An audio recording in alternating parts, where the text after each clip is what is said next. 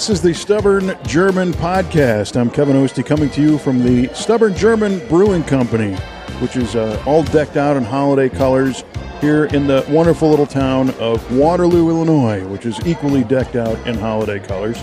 And I'm joined, as always, by the proprietor of the Stubborn German Brewing Company, Mr. Chris Ron. What's going on, Kevin? The holidays are happening, my friend. Yeah, they are. Also joined by our esteemed producer, Mr. Jared Chasson. Good evening. And we have a very special guest, Mr. Derek Reiser. Derek, welcome. Hello. Thanks for having me. And Derek, you've got a whole story of brewing and distilling that we're going to get into shortly. But for those who know this podcast, suffer through the beginning every time. Suffer? For the never-ending, unwinnable, stubborn German word of the day competition. Here we go. German word of the day this week is Hubschrauber. I'm sorry, Hubschrauber? That's correct. Wow. Hubschrauber. I feel like I've known that word my whole life. Wow. Hubschrauber. You got to say it with that Hubschrauber. Hubschrauber. Yes, just like that. Can you use that in a sentence, please? Yes. The German word of the day is Hubschrauber.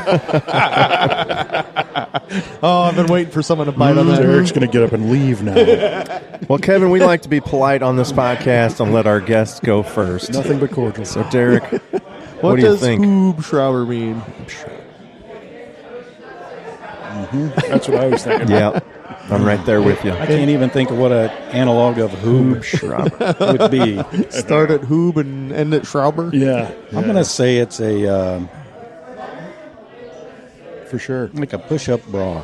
Oh, wow. Okay. It's a Hubschrauber. It is now, anyway. Okay. Exactly. Push-up bra. Hubschrauber. All right. Oh, this is getting good. Kevin, what do you think That was Hubschrauber outstanding. is? I got nothing after that. Right? It's a pretty impressive Hubschrauber over there. Have you seen the Hubschrauber over there? Wow, now you can use it in a sentence. The Hubschrauber. Is that what you're waiting for me to say when you ask that? That would be the natural response. Right. It's for an unnatural product. Okay. Tam, you know what a Hubschrauber is, by any chance? And she delivers She the can't beer, leave fast and she's out. A Hubschrauber. Well, the Schrauber part to me indicates like something or someone who does something. Right? That sounds probably right. Bingo. Somebody who shroubs the hoobs, perhaps. The Schrauber of the Hoob. The pusher. Yes. Yeah. The pusher-upper. The pusher of the hoobs. The Hoob Schrauber. All right. So before I get into my actual guess here, Derek, the name of your business is what is it? So it's our location is the Old Herald Brewery and Distillery. Yeah. Our company is Ardent Spirits, was actually which represents the goal is to build a craft spirits brand. Kind of help take craft spirits where craft brewing's been for the last 25 years. Which is an outstanding goal. But the reason why Kevin's trying to tie tie his guess into the word, whatever he can latch still on on to. that. Yeah. Because sometimes he'll do that. He'll say, tie it in contextually. Yeah. So I'm going to guess a Hubschrauber is a newspaper writer. Newspaper writer. Schrauber, which now that I think about it, is close to scribe. And a Hoob, of course, is a paper. This isn't good. A Hoob, of course, is a paper. Now, to be perfectly honest, you kind of stole my answer. No, I was going to say newspaper, not newspaper writer. So just You can the do that. paper, newspaper. That's fine. You're all wrong. So We're all wrong. Always. newspaper. Okay. We'll find out at I the end of should've the come Tune show. in to the end of the episode, but listen to all the stuff in the middle, of Yes. course, and Yeah. we'll get to it, and we'll let them all know exactly. This is going to be a fun episode, what just so you know. Hubschrauber Because there's a whole is. Yes. bunch of bottles on the table, thanks to our friend Derek. So, Yes. all right, my friend. Well, welcome to the show. Yeah. Thanks for being here, Derek. Great to be here. Yes. Yeah, it is. It's getting better all the time. It's great to have you, especially when I saw you pull up with a a bag or two worth of cans and bottles and spirits, bitters and beers, and we're going to have fun. So, Interesting business in an interesting location. How did you end up in the old the paper shop? So it was the old Old Herald newspaper building. Mm-hmm. They were there. That building will turn 100 years old next year. Gonna have a party? Cool. Yeah, we should. You should. Yeah, Yeah. I You think we might should as do well. something, It's yeah. a reason to drink beer and, Yeah. and bourbon, and Yep. so But over the years, and as the local newspaper business declined, then eventually that location closed, unfortunately, and it sat vacant for almost 20 years. Wow. And drive by it all the time and think, man, something cool should go in there. Something cool should go in there. So you did it. So we hatched this idea for a brewery and distillery, starting out with the distillery side, and we figured, well, we got to do half the process anyway. We might as well bring craft beer to the Collinsville area. So here we go. It's much needed. Yep, it's a good influence on the community. Our uptown Collinsville is revitalizing, like you've had a big part For here, sure. Chris, with Waterloo in the square. that's what people beautiful. tell me. Yeah, It's fantastic. but yeah, It's a justification. I get it. Yeah, But it's Yes. always good to have a reason to bring people to small town America. right. Yep. Yeah, to go and be in their downtown areas, support the other businesses that are. I mean, Yep. it's a win-win-win all the way across the board. Yep. I like that area a lot. We It's have very a cool. Very cool It is area. cool. There Yeah. was a. They do an event. It's kind of almost a citywide outdoor festival and car show thing that happens in the spring. That we have a customer that we restored a 1939 LaSalle ambulance for. Oh, wow. And it lives in Collinsville. What? Yeah, and it's neat. And, That's and cool. it was on display at the fire department with some other vintage emergency vehicles and stuff. And Sweet. It was neat to go through the town and hang out there. So, yeah, dig it. It's great. It's a great community. Yeah, for sure. Well, So, we've also talked way too long now without even mentioning the fact that they also have a restaurant. Yeah. And the restaurant is killer. Like, Wow. I mean, if you're listening to this, and even if for some reason you're listening to this and you don't care about beer or whiskey or distilled spirits at all, I don't know why you would even Why listen. are you they're just here to listening? listen But, to But Chris. you got to eat 3 times a day. Yeah. You need to go there and go to the restaurant. Good odds. Yeah, exactly. Get some food. I mean, they've got great food there. And the name of the restaurant, it's the same? It's Or- Old Herald Brewery and It's all- Distillery. Yeah, Yep. yeah. Nice. What's on the menu for food? Well, you got to have a good burger. I mean, it's Yes. good. It's good pub fare. Yeah. I in would general. say like high end pub, like is what I would we kind of try classify we as. try and do it yeah. up nice and use It's local not ingredients expensive. I say where we high end, can, but it's not Yeah. expensive at all. I Right. mean, it's just normally just priced. something a next level up from your Craft average pub fare. Yeah. Yeah, it's exactly what they do with their beers and their spirits. It's elevated quality. That's what the food is too. Nice. Yeah, that's probably a decent way to say that. Maybe. That's impressive. That's very very nice, kind of you to say. Well, what I always hear is in the brewing and distilling industry is that it's not hard enough work. We might as well open a restaurant too, because that's also easy to Yeah, do. everybody just skates through the other All the side. I brewers mean- and distillers say that a lot. We should just open a This restaurant. is too easy. I got an idea. That sounds crazy. Those are 3 difficult businesses to run. They are the restaurant's the hardest, Yeah. and providing a good experience. It takes a lot of effort. A lot of things need to fall into place almost perfectly to provide Right. that good experience for a guest. Sure. But it was important to us to have a food experience because, most distilleries, they're kind of out of the way. Yeah. It's about the process. It's a production. It's a production facility, Yeah. and there are a lot of reasons why that's Yeah. you're making flammable liquid for a living, right? So probably putting it in a residential neighborhood doesn't make sense. yeah. And then pouring it down your hole. Right. It's a great thing. Yes. So, but where we want to take craft spirits is just having new things all the time, Yes. kind of begin to graze some of the hard lines between categories and stuff like that. But to do that, you got to be able to introduce people, provide a reason for them to try something, pairing it with food, matching those things up, providing an environment where you've got a reason to come back.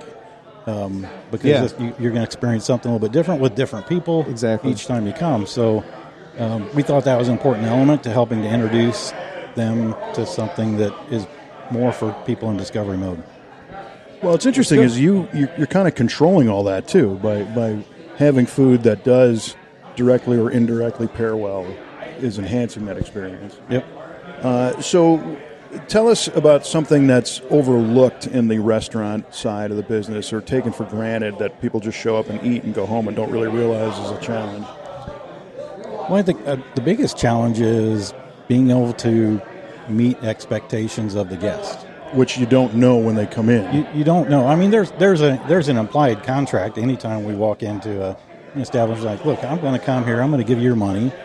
I want to get a good value in return for that, and I want to be respected for my time here too, and receive good service. Sure. And if I have an issue, if something's not quite the expectations, if I can at least provide awareness of that, then the establishment, you should expect them to do what they can to Fix it if possible, yeah. But that's a hard thing to execute on multiple levels, right? For sure, Because we all screw up every day, whatever we're doing, right? We're going to make mistakes. It's really how do you... Especially Jared. Whew. Oh, yeah. Well, and so here's the other thing, though. And again, people don't wear their expectations on a sign they carry with them. So That's right. just for fun, right? Let's just play a little game here. And Jared and Chris and I will all articulate our most important element of a burger. So what's the most At important the thing for same you? time, like 1, 2, 3, let's all do 1, 2, it. 3, that was a different one. 1, 2, 3. Don't overcook it. Okay, Yeah. So yours is over. Yeah, right. I was going to say The doneness. juicy, Okay. tender. Yeah, Yeah. Yeah. So mine is of course that, but also the bread. The bun's got to be Oh, right. yeah. Yeah, you got to have a good bun. That's key, too. So now you as the restaurateur. Oh, don't cheap out on the cheese either. Right? There you go. So good cheese. So you have to hit everything. Yeah, that's 5 all things the right there. elements, right? Yep. Without knowing what's most important to any individual. That's not easy. No, so I think that's a great illustration of why it's such a difficult business. Mm-hmm. And then you got, just like anything else, you got to have your stuff together, right? You got to not be in over your skis. You got to care. Yeah, things got to be on time and yada yada. Right. Yeah, oh, yeah, Yep. yeah. Well, you're a brave and busy man compared to myself. I always think like when I get in over my head here, I'm like, how can I not handle this? All I'm doing is brewing beer. Derek brews beer, distills all kinds of different spirits, and runs a restaurant. You know, When are you going to serve a good burger here, Yeah, Chris? it's not going to happen. You might serve a crappy burger, but As we talk about this, I'm seeing an observation that if somebody pours you a bad beer here, and I would say bad meaning bad for you, not necessarily bad, right. but something that you don't like or didn't expect, you might just set that aside and order something else. Yeah. But if the food isn't good, you're done. Yeah. yeah. You leave. Or the service, you got Right. it even worse. So, Well, and even worse than that is you don't come back. that's what I'm Yeah. saying. I mean, and probably if I get a burger that was telling other people. didn't meet my standards that I didn't share in the beginning, Yes. I'm not even going to eat the whole thing. I'm out, and I'm never coming back. Right. So But how if- do you? But if yeah. it's a drink, I might just say, "Well, I didn't like that one. Give me something else because I'm already here." It's easier to deal with just Another a drink. shot, yeah. Yeah. And the food thing, that's pretty personal, right? Yeah. Yeah. That's a Yeah, well, I personal like thing. my whatever this way, so I want it that way, please. But we all don't have the same tongue. I've also noticed. That is true. Speaking of tongue, we should taste things. We For should. sure. We got some bottles here on the table and some sample glasses. What do we got? What should we start with? Do you want to start with the bourbon barrel aged beer first? Yep. All right, tell us what we got. So about this time every year we release our bourbon barrel aged Printer's Ink. Printer's This Ink one's is for our Jared. flagship beer. It's a black ale, technically. for It's Jared. 7.3%. There you go, Jared. Okay. Very That's, smooth and roasty. Jared's not a big stout fan, so I gave him a really big one. that's okay. I'll enjoy Doesn't it. drink like it looks. Printer's right. Ink, of course, ties in again to the newspaper press. Yeah. Absolutely. Yeah, cool. Absolutely. Pass that one down. Thank you. Thank you. So we age that in a bourbon barrel. Generally, You can smell it. generally one of the barrels that I use in one of our Ghost Rider blends. Yeah. So the beauty of owning a brewery and a distillery is that you're never out of barrels. Well, now you know how hard it is to buy new barrels. Sure, so, Yeah. sure. but there's a lot we can do with the barrels. On the beer end, though, Oh, you're, that's you're good. good to go. Bounce them back and forth. Oh my gosh, that's good. That has a yeah. a nice roasty end and Yeah, chocolate. yeah. Ooh, yeah. Mm-hmm. Well done. That's great. Yeah. So very good. So this went into the barrel about 7.3% and came out at 12.1.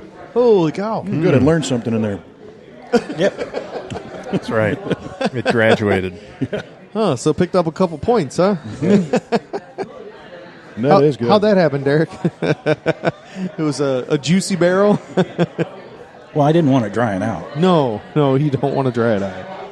So sometimes you get a barrel from a distillery and it's completely dry, almost to the point where you're like, is this going to hold liquid if I put my beer in it? Or your beer is just feeding the barrel. Yeah, exactly.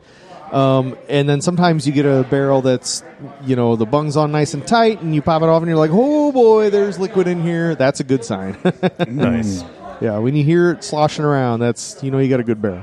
So this is a glass bottle that you've poured from. Is this packaged in bottles? People can buy this way? Or? It is. It was a limited number of bottles, so really it's about 10 cases worth, so 120 bottles. 120 bottles, and you brought one here? Yeah, not many. 2 here. I'm impressed. Yeah, thank you. But That's great. it's we just sell it at Old Herald until it's gone. So we've got a handful left. Shouldn't take long. We got to get this episode out quick, or it won't be available. Yeah, this is good. It's awesome. Now, do you kind of, obviously you get the pick of the litter with which barrels you're going to age your beer in. Does that go Yeah. into it, or you just sort of get one off the shelf? Yep. You're obviously putting some thought into it. Yeah, well, so when and it kind of follows my blending process too, but when you kind of pick things and you make notes about the flavors and the aromas that are coming from that particular barrel, and then there are just things kind of intuitively like, well, how would this flavor profile blend with a beer too? And so it's kind of fun to pick different styles, and this is our sure. 5th year of doing it. So you like to think you're starting to figure it out. That's what I'm like, you'd think by now I would figure this out. There are a number of things that just in the last year are starting to click with me. It's like, oh, that's how I should have been doing it. Yeah. Well, it's really interesting that letting the barrel talk to you, so to speak, to line it up with the right beer that's going to work with it. And that's a whole nother level of details to pay attention to that also allow you to craft and create. I mean, that's really something. Just Think kind about of it. paying attention to the variables that you have to play with. Yeah. So I got a barrel question for you, Chris. So Oh boy. you Barrel do question of the day. Oh, you do a lot of barrel picks, right? Yeah. Oh yeah. Uh-huh. And I think you often get the option to have the barrel itself. Right. Do they rinse those out, or are you able to use those? He for bleaches beer? them a couple times. I don't bleach anything, Kevin. Everything varies wildly by distillery, and some will even say like you'll get your barrel, and it's like you get it back, and it's like this is just like a stock, like Jared said, it's just a barrel off the shelf that they put the little stencil on and painted scratch your initials in it somewhere. Well, so distilleries that let you do that, obviously that's how you know that you got your barrel back, and not just some whatever barrel. But, so Elijah Craig is really good for that. They'll let you sign the barrel as you pick it, and then that's what shows up in the end. And Nice. That's awesome. Yeah, Elijah Craig's great for that.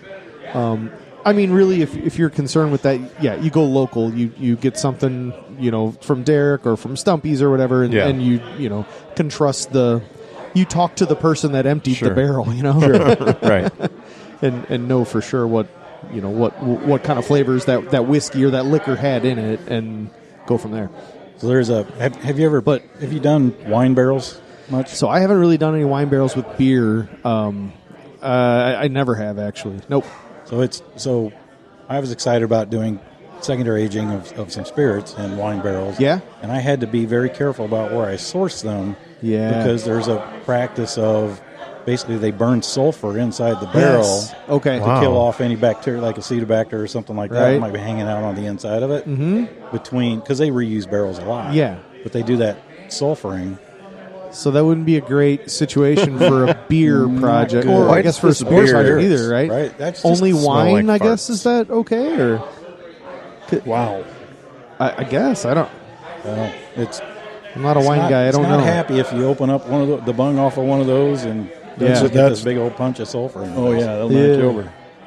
This barrel smells like rotten eggs. Yeah, for sure. I was at a sulfur processing plant in California. That sounds fun. It was kind of interesting. We were doing a photo shoot of a car. It was this crazy custom car made in the '60s called the Invader. Yes, and it was this whacked out, spacey looking thing, and the photographer was brilliant. And he wanted this to look like a different planet. So we went to the sulfur processing plant where the sulfur's yellow. Nice. It's piles of yellow pellets, right? And then you got this bright red car in the middle of it, and it was like being on a different planet. But so that's awesome. But you needed a clothespin for your nose, because you could definitely pick up the sulfur. The smell. Huh. Well, good thing you can't smell through a picture. Smell-o-vision, man. Scratch and sniff. If smell-o-vision were, you'd be all over smell-o-vision, huh? So how long are you, the one that we're drinking now, how long did that age in the barrel? Usually they're close to a year. Okay. This one in particular was maybe only more like 8 months. Okay. Because we like to pull samples for things we're developing, right? We'd like to, yes. And we picked up on this chocolate bomb that's popping out of it. Yeah. And wow. It's ready. It's ready, yeah. That needs to be. I don't care what else happens to this. Yeah. It's ready now. It's ready. Yeah. It's good. It's really good. Yep. I know when you were here for the tasting the other night, you had talked about, I think the aging process was like a year on those bourbons, right? Which to me seems long. I feel like I've heard other people only aging it for 6 months. The secondary. I'm sorry. The finishing barrel. Yep. Yeah, a couple of those were a little longer. One was definitely over a year. Two of them in the blend were 9 months or so. Yeah, which, I mean, you could tell it imparted that flavor, but also that's a bigger commitment on your part to sit and wait for an extra year to get this thing out. It is. Yeah, but it's worth it. Let it sit around another year. Right. Yeah, well, why not? You'll get yours. I got time. That's right. Y'all want to try some brandy? For sure. Yes, sir. So Okay. what else did you pour here, Chris? This is, go ahead, Derek. So this is a Vidal brandy. So I've become good friends with the folks at Grafton Winery and Vineyards. Oh, cool. In Grafton as well, and Smells better than my mic. I have which one to smell. I have sniffed my mic a couple times tonight. I'm just saying. It's always a good show. When you're talking into your Glencairn, that's the other fun one. You know what I think about this? Switch hands. Please stand by while we sample the brandy. That does smell really good, though. so back in 2020, while we were all trying to figure out what the heck was going on, all of us, right? The harvest was going on at Grafton for the grapes, and we were staying in contact. And they said, "Hey, do you want to come out for harvest?" I'm like, well, sure. I've never done that, and so did that. Helped do the harvest. So they fermented this into a Vidal wine, and it was delicious. Oh, wow. And all through the process, had been talking about, man, I told them I'd love to make a brandy. I would love to distill a brandy, a grape brandy. And I was like, well, that would be interesting. We would love to do that too. Mm-hmm. So they fermented the wine. So the next year they brought me the wine, and I distilled it. We all distilled it together. Had a fun day. Yeah. And then I put it in a toasted only cask. Cool. like a finishing barrel for a toasted bourbon, toasted rye. And I had gotten turned on to that whole thing, and so I'm like, but I had an extra one. I'm like, well, I'm going to put the brandy in it. That's more like a wine barrel. And so it spent 2.5 years in that cask. Wow. And we're tasting. Again, it's one of those we're tasting it. We expected to go as long as 4 years with it, and we're like, man, this is good. And it's starting to pick up a little more oak. Yeah. We're like, well, we don't want this to get tannic, so Get let's crazy oaky, let's get it out there and see what people think of it, and then we'll plan more. It's very good. Do you get butter on it? I feel like it's a butter bomb, right? Yeah, like on the nose. Yeah, it's that's kind of cool. that butter to toffee. Yeah. Yeah, it really does. Yep. Both of these have been kind of dessert-ish. Really with the chocolate and the butter. rich, Yeah. like butter. Like yeah. Really good flavors. So you said this is a brandy. This is like, It's distilled wine, right? Yep. I mean, this Brandy is is distilled wine, right? Vidal I feel wine. like I've had brandy that wasn't anything like this. This is delicious. Well, this is like good brandy. This is good brandy. Okay, that is the difference. And Derek made it. Yeah, this is amazing. You guys got to try this. Hey, everybody at home, you got to try this. It's 90 This is so good. Boy, you can only taste this. Oh, 90 boy. proof Vidal brandy. It's delicious. So they can get that at Grafton Winery Oh, as well. cool. So you distribute to them, Yep. too. Oh, that's cool. So they can buy bottles at Grafton and Or you. or at Old Or Herald from you guys. Nice. And in January somewhere we're going to have a nice little tasting event together That's good. Nice. at their vineyards, most likely. I just got the warms. You got the worms? Yeah. Is that what From that the was? brandy. How'd I feel saw that? you kind of do It was the opposite of a chill. It was the warms. You're like, here we go. Yeah, it's It is working. it is a great wintertime drink. Yeah, it's fun. for sure. Good stuff. So Chris now is diving into another bottle. Yes, I am. That means I got to finish this one, right? Yeah, it kind of does.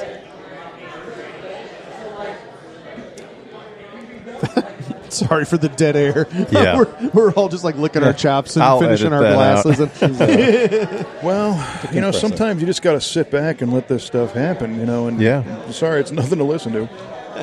Oh, it looks like I'm the only one ready for the next one. What? Well, maybe enlighten us on what it is. First. Okay. This would be the agave spirit, which, I mean, it's tequila, right? Right. So it's made like tequila, except for I can't call It's it not tequila in 'cause it's Mexico. not made in Jalisco, Mexico. So kind of like Mexicans can't make a whiskey and call it bourbon. Right. We can't make an agave Fair spirit and call it enough. tequila. Fair enough. Yeah, I would be outraged if they did that. So, Yeah. all right. Yeah. Okay. So then I'm not so angry at the agave that I see. Agave, yeah. El That's okay. I'm always Bourbon. like, just call it tequila. Why are we calling it agave? But yeah, that makes sense. Here you go, Derek. So, you so get that. I import in the pass it around. I import the agave from Mexico, and then ferment it and distill it Thank you, sir. at Old Herald. And but I distill it when I ferment it. I treat it much more like lagering a beer. Yeah, So I'm doing it at much lower fermentation temperatures than when they're Okay. fermenting this stuff in Mexico. It's let her rip. Sure. Okay. And yeah. it's hot. Yep. There. Yep. To me, that's what helps fuel more of that burn and that character that you think of with tequilas. Oh, okay. And the way I approach it, I'm trying to draw out more of the tropical, the fruitiness, some of those notes. Yeah. Yeah. And so I distill that. It's super smooth. But then now what we have then is the next step. I will put it in a new charred oak barrel. Yes, you will. So I treat it just like it's bourbon. That tastes awesome. Man. Interesting. Yeah. And so That's it's so good. So it's this fun crossover between the characters that we like out of a bourbon And the characters you like And- out of and a tequila. tequila. Yeah. And a lager.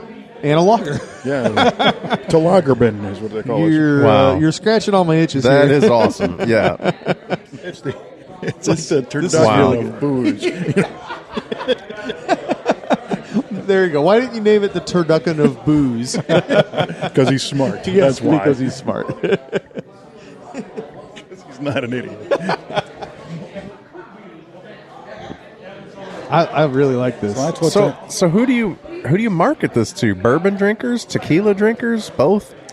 Wow, that is good. theoretically, yes. Yeah, both. man, that's It's good. unique, yeah.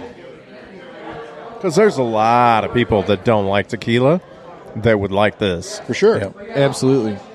Well, it tones it down, it smooths it out. Yeah. It gives it a different, interesting flavor. It's good. Yeah. Yep. And it's smooth. There's not a lot of tequilas that you think about sitting and sipping like you would a bourbon. I would And that's think. what I'm going for. Yeah, I would think any bourbon drinker would be all over this because the flavors are there. And Yeah. then I would think any tequila drinker would just be like, oh, yeah, that's awesome, too. That is delicious. Yeah, Yeah. It splits the difference very nicely. Yep. Good job. And where can folks get this? At the Old Herald? Currently at Old Herald. Okay. We're working on trying to get it out in the market a little, more I retail feel opportunities. like Tammy needs to try this one. Have some tequila, honey. but it's not like normal tequila. She's I mean, quickly running away. Tammy, it's not tequila. It's blue agave. Yeah. Did that change anything? No. Now she's putting her jacket on. She's leaving. Yeah. Instead of tequila taking her clothes off, she's putting more clothes on. Right, yeah. She don't know what she's missing. Drinking. A little agua would be good. H2O, a little water. Kevin needs hydration. Yeah. Kevin's ready to hydrate. Yeah, I went to a lot of trouble. No That's a beer. good approach. It's a way to go, Kevin. Derek, what % water do you think your blue agave is? It's got to be upwards of 80 to 90%. Well, it's 45%, so it's 55% water. 55% of it is water. There's water in it. Yeah. So I would say I'm pretty hydrated right now. But I went to a lot of trouble to take most of the water out of this. Yeah. Well, and we appreciate that. You did a great job. We ain't got no beer.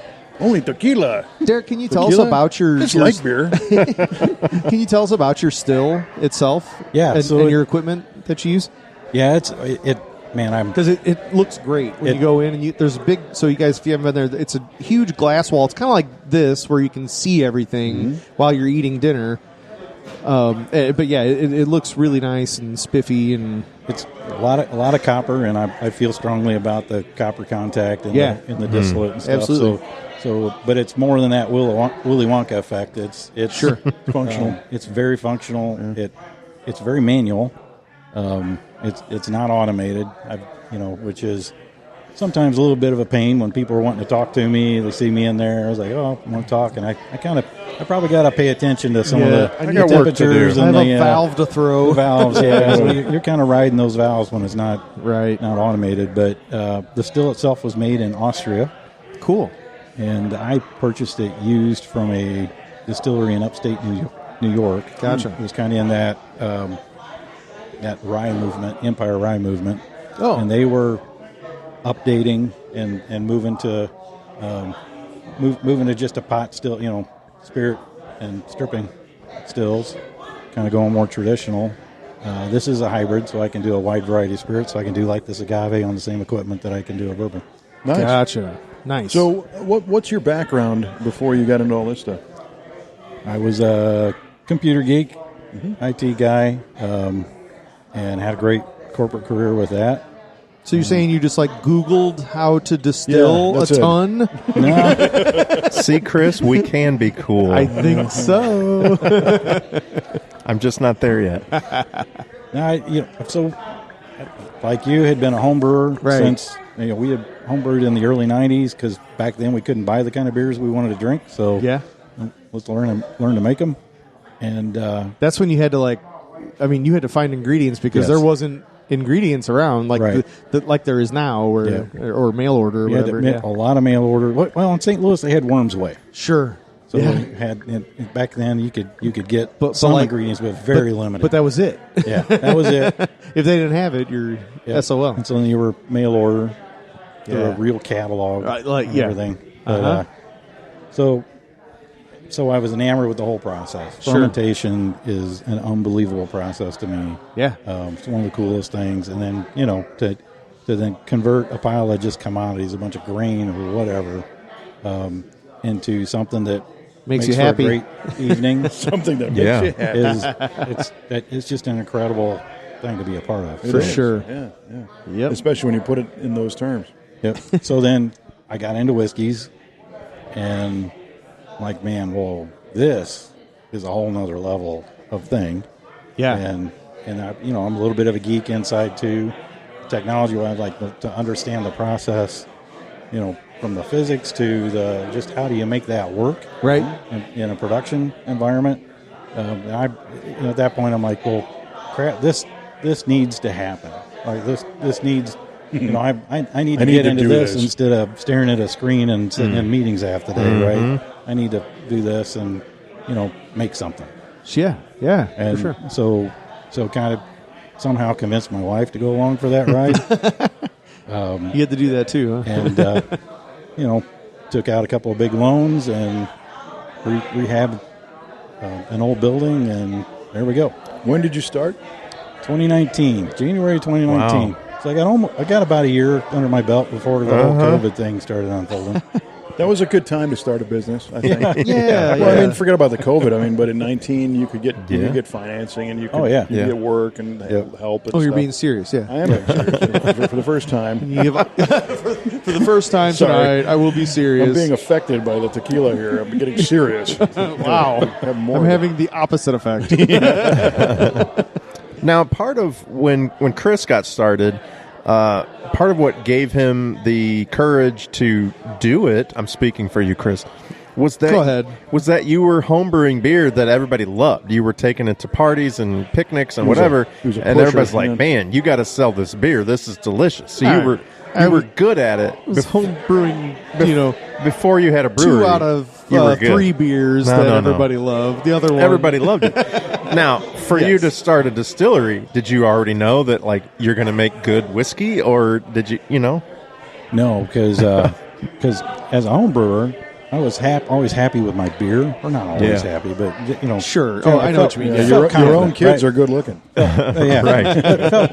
had some confidence in the process, and then I thought, I'll buy some of these attachments for my grandfather and whatever, and try an alembic head on it and distill some stuff, and maybe that'll scratch the itch, right? Mm-hmm. I did, and it was terrible. It was absolutely undrinkable. And then you're trying to do clever things like, I'll put a little spiral in a mason jar with it to see if it imparts some wood character. That'll fix it. No, it sucks, right? But I wanted to learn, and so I started going to distilling schools, and I would take my vacation time from work and go visit distilleries, go to distilling schools, and figure out, how do you really do this at scale? Nice. How does this really work? And had the opportunity to spend some time with legends in the industry, and that gave me a little bit of a confidence that at least I know what's going on. Yeah.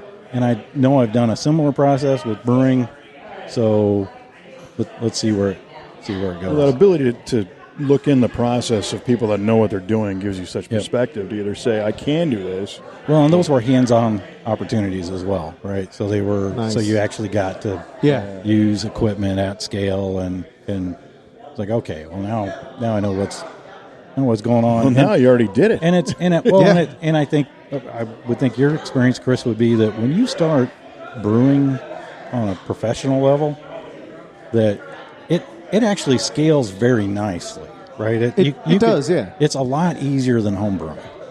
Oh, yeah, for sure. I mean, there's a lot of aspects of it that are much harder from a quality and consistency and that kind of stuff. But actually, the process and scaling it up, I mean, it sucks to be washing your equipment in your kitchen sink or your utility sink or something like that, and trying to clean and sanitize. Where we have clean in place systems, we've got technology and equipment that makes that much more bearable. Smoother than that. Yeah. I've talked to plenty of people that are starting or have started a new brewery, and they've been home brewing, and my comment is always like, you think your beers are good now, wait till you get good equipment. You're going to go crazy, because that's how I was. I was a mediocre to slightly better than mediocre home brewer. Like, I won some awards at some competition. No, seriously, it was fine. People would drink it. They would tolerate it. People would drink it. They would tolerate it because that's all I would have. I wouldn't have good beer there, or like real beer. It's just my crap, It was more than people being polite to and you, then you take those, whatever.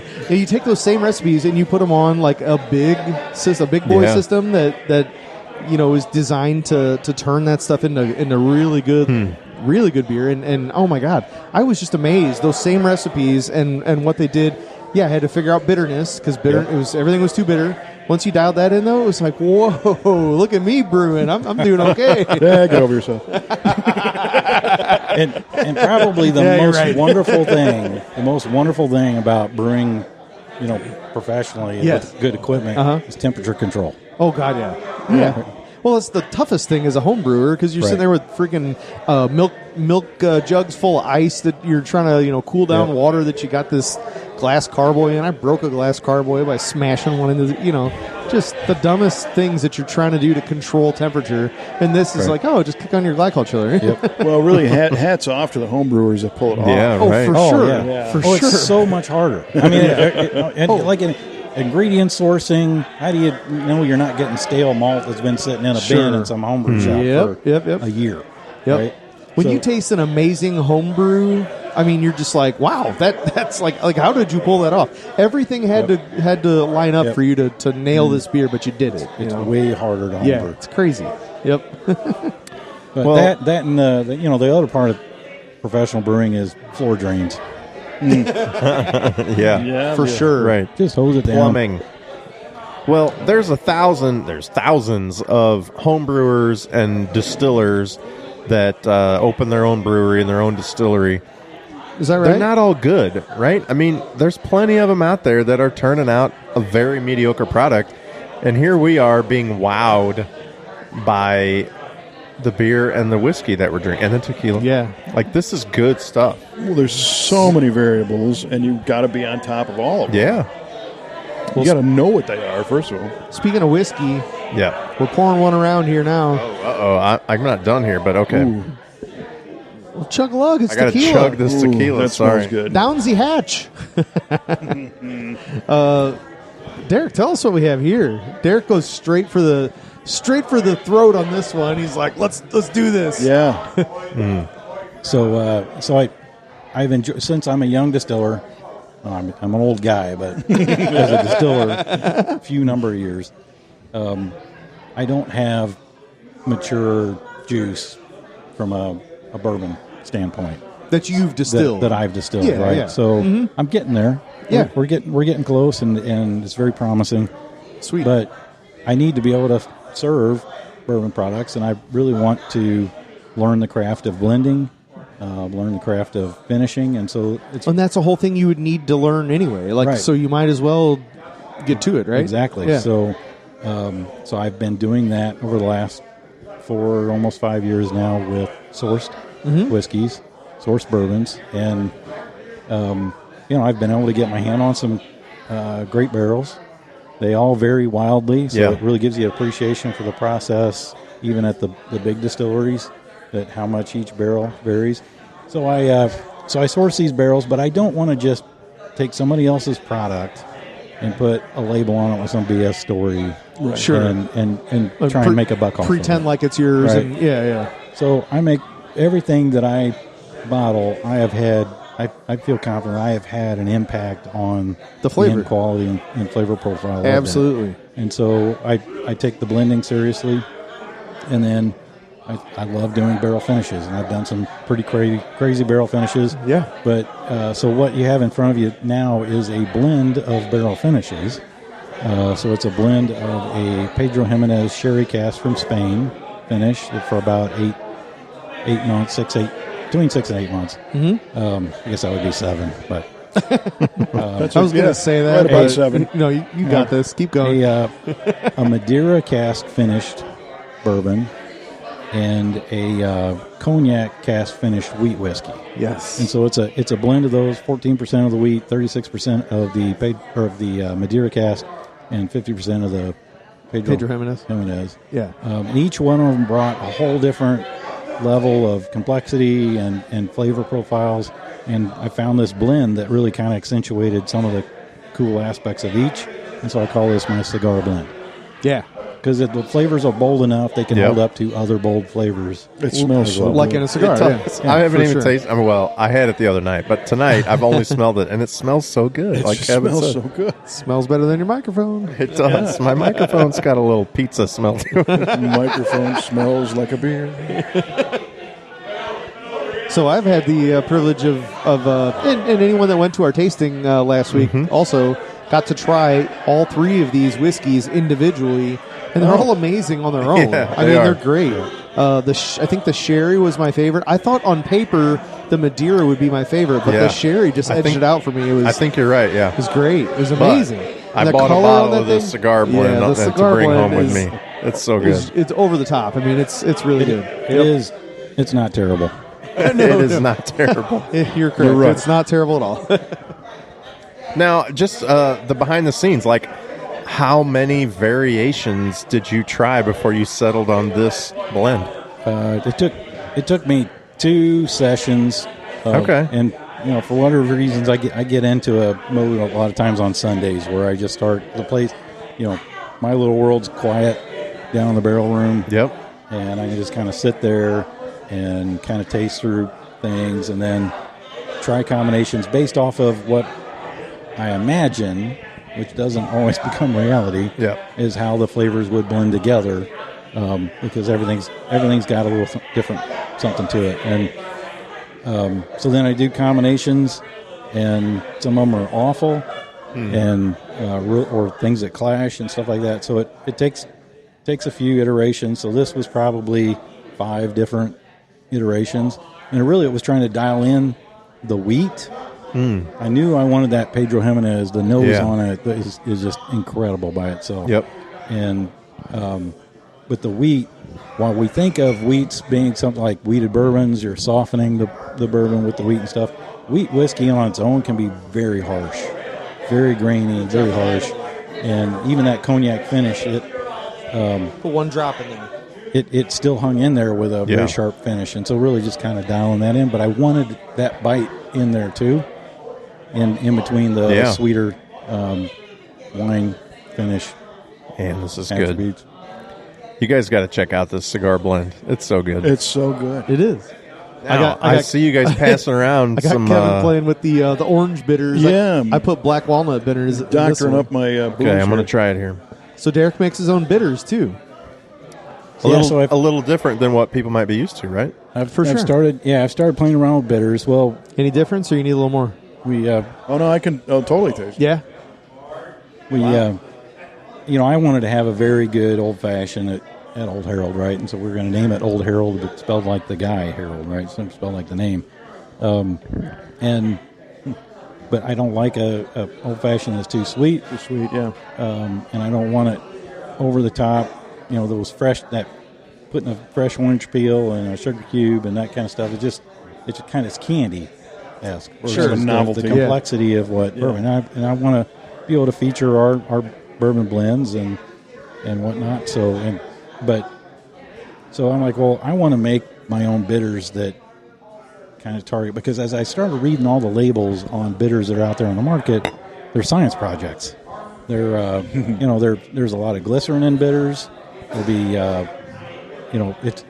they aren't really alcohol based in general. Yeah, right.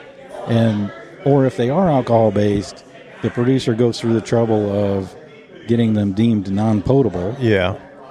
So the intent is so they don't have to abide by the regulations that you have with alcohol. Right. Yeah. Mm-hmm. So, it can be on the shelf in the store and a 16-year-old can buy it. It doesn't have to be in the liquor section. It can be in the mixers. So that's reasons why people do that. But I'm like, well, why don't you want to just put booze in your booze? So all of my bitters are based on high proof. In the case of the orange and cherry, it's cask strength bourbon. That's the basis. And I put the fruit in that. I put the other botanicals, the things that kind of bind those flavors, give you the potency that you're looking for. Wow. In your bitters. And it just takes a few drops then to add to your work, cocktail. It's within so it. funny to look at this bottle of bitters and it says 110 proof. Yeah. A little tiny bottle of high proof stuff. It's good though. I just tried the cherry. So I've had the black walnut and the cherry. I think I like the cherry a little better. That's awesome. The black walnut's great too, but yeah. Good. And the black walnut's really good if you put like a quarter ounce of brown sugar simple. Oh, okay, yeah. And a few drops of the walnut. Yep. And then you got kind of a walnut old fashioned. Old fashioned, yeah. Yep, yeah. I'm just dropping it straight into I'm ruining your cigar blend. Yeah, I dropped Yeah. That's a lot well- of potent flavors in that cigar blend. Because I'm kinda try and a match it. Neanderthal. And, We've had this before here, right? The cigar blend. Did we have that on this? No, podcast? not that. Well, so we have had cigar blend whiskey Different style, on Yeah. So I and we should This throw is that out there. outstanding. this is a blend of really highly flavorful whiskeys that Derek says matches up to a cigar in his eyes. A lot of distilleries are calling an Amberana finished whiskey their cigar blend, but cigar blend is just kind of it's a term that a distillery can use for like their most flavorful stuff. High flavor profile. So Amberana is a popular one, but another way to do it, and a great way to do it, as Derek is showing right here, is to blend. Yeah, he's blending 3 of his really highly flavorful, barrel finished whiskeys together in a different proportion. So I feel like Amberana is a big thing right now. You're seeing a lot of them, and it's so there's so much flavor with that, like so identifiable. Yeah, and this cigar blend, which is not Amberana, it stands right next to those. Right there, I mean, there's so much flavor there. Exactly. It's delicious. Yep. Yeah, it's a different flavor than Amberana. Amberana is like Cinnamon Toast Crunch. Yeah. This is just, I mean, that's a great it's literally, description. This is literally the sum of those 3 whiskeys that he says. Well, and one of those things with Amberana is like, I love it, but I can see how some people might not like that. Yeah. And I can't see anybody not liking this cigar blend. Like, there's nobody that's going to taste this and be like, no, it's not my thing. Like, it's delicious. If you're into whiskey, you will love this. Hands down. And it's got a time and place, and a setting. Sure. To where this is going to be ideal. Anytime, any place. At some point, somebody all of the times and places. It's at some point with the Amberana trend. Yeah. Somebody will go over the top and do too many staves or whatever, and it's going to be Fireball. It's going to oh, boy. Right. Whoops, that was too much. Yep. No, this cigar blend, and like you said, adding bitters to it that actually have alcohol in it. Like, why are you watering down your drink with bitters? Like, why not water it down with water or ice or whatever? Yeah. Or, brown or simple syrup. Yeah, these are really good. Don't. It is real good. Yep. Really cool stuff. And so all of these are available at your at the distillery at Old Herald, and we're looking for ways to kind of tiptoe our way into getting it out other places. So nice. Well, I know of a bottle shop that might stock some of your bottles. Right. I'm thinking. Well, so we already have. so I guess we didn't talk a whole lot about that. But Derek came last week and did a tasting in our basement. With, I don't know, we had 30, 40 people here, I guess, and did a tasting with everybody of 6 different of his spirits, and we bought some of his whiskeys to keep in our bottle shop. So through the holidays, you should see that sherry, the PX sherry, that we've got that. We've got the cigar blend as well, so we've got some good stuff here from them. And I'm considering looking into some of these bitters for some of our cocktails to keep on the menu. Yeah, there you go. Yeah. They're kind of fun. Yeah, they are. So I think the cigar blend and that Printer's Ink are both my winners for tonight, for sure. Delicious. Yep, for sure. Yep, those are. I'm very proud of those. You should be. They're great. Good job, me, dude. Personally, I've had several finished barrel whiskeys over the years where it's some wine barrel or whatever. And, it sometimes it takes on too much of that. Now you just feel like you're just tasting this grape wine in your bourbon. And I don't always want that. Right. And these are all phenomenal. Like, if you're not sure about getting a finished whiskey, try these. Definitely. Yeah, we can vouch for these for sure. Absolutely. Yep. Appreciate that. Definitely. Good job, Derek. Yeah, Derek, it's been a pleasure having you on. Yeah. Well, so I'm itching to know what the heck. I was going to say, all these good feelings are going to go straight to hell now when we get out the German word of the day. Perfect segue to the German word of the day. Is the guest is doing the segue for us? Excellent job, Derek. What do we need Kevin You're for? hired. Right. Yeah. You call this guy when I'm out of town.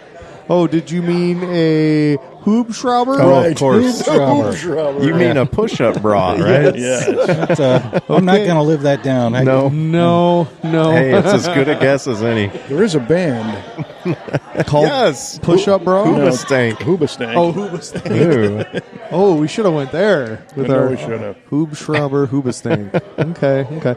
Derek said Push-Up Bra. Kevin said newspaper writers. Yes. And Jared said... I leaned on Kevin. Jared copied off of Kevin as usual and said newspaper. Newspaper. I was honestly was going to be my guess. He Guess what? You're all said I don't think it means writer, just Not newspaper. writer. Just Yeah, Yeah. unfortunately, guys, those are dynamite Solid. guesses there. The push-up bra, just That was amazing. the best one. I love that. The newspaper stuff, very good guesses. But yeah, Hubschrauber means helicopter. of course course. it does. Why wouldn't he choose helicopter as the word of the day? Sure, it's not motorboat.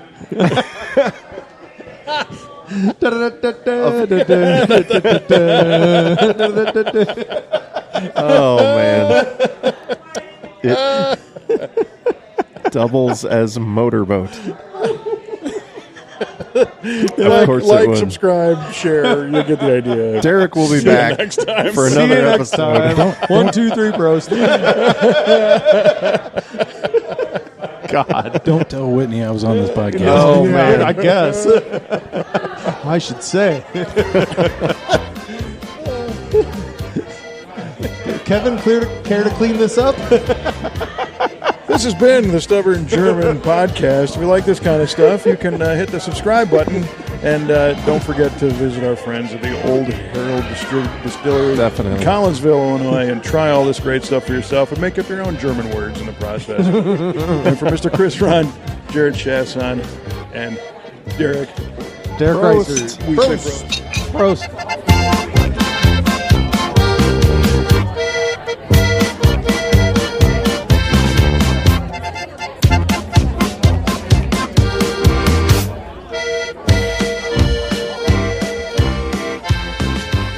For whatever reason, that name sticks out. Cobra and Midland. Midland. You gonna put some 18-foot long antenna on top? Antenna. No, the original one had a single mast right in the middle of the roof, but I think I'm going to do one on each mirror. You know? Yeah. Big rig style. Heck yeah. Good job. Nice. We are recording. All right. Hold on. Wait a minute. Whoa. Got to get that. Talk amongst yourself. Need some pronunciation help here. Oh, Yeah. Hold on. that. Yeah. Did you have to special order that CB? It was an eBay find, Oh, okay. and it doesn't work. Oh, well, there's that. I knew that, though. Got a good deal on it. Yeah, this is great. Does everything but anything. Are you intending to fix it or just? Yeah. I think it's just a fuse internally, so that's my usual go-to is just take the covers off and try that. Nice. Cool. But we'll see. Chris figured is out? holding his phone up to his ear. Got it. Got it. All right. Like I've known that word my whole life. Man, here we go again.